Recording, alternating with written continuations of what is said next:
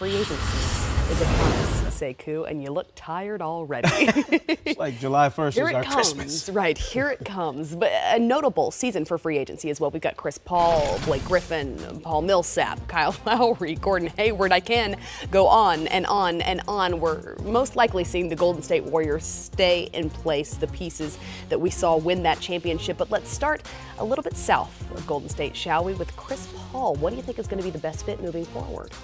Honestly, I think the best fit is where he is. You know, I think everybody is caught up in this matrix of we got to do this, that, or the other to catch the Warriors or to, reconstitute our team, to rebuild it. The Clippers have had some of the worst misfortune you could possibly have injury-wise the last few years. I think they'd be better suited to stay the course with Chris Paul and Blake Griffin as their centerpieces. I think jettisoning that group too soon would be a horrible mistake for the Clippers. What changes then for the Clippers? Because they've tried to get over that hump in the Western Conference for so many seasons with these guys in place, including Blake. The supporting pieces are, quite honestly, would have to change.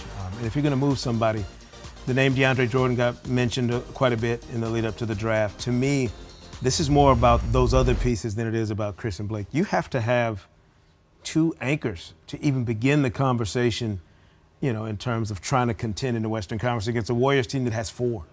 So the idea of moving pieces, or if you're Chris Paul, the idea of going somewhere else and trying to figure out and at least get to the waterline that you are right now with the Clippers, to me is craziness. You got to make sure you add to that to put yourself in a position to compete. So then if you're looking at the list of these notable free agents, who do you think can and will move in order to affect the future of this league?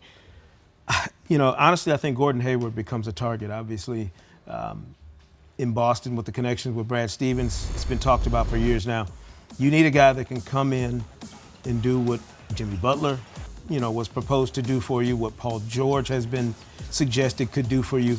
Maybe it's Gordon Hayward is the guy that you bring in and add to that mix already in Boston that gives you that third star with Isaiah and Al Horford.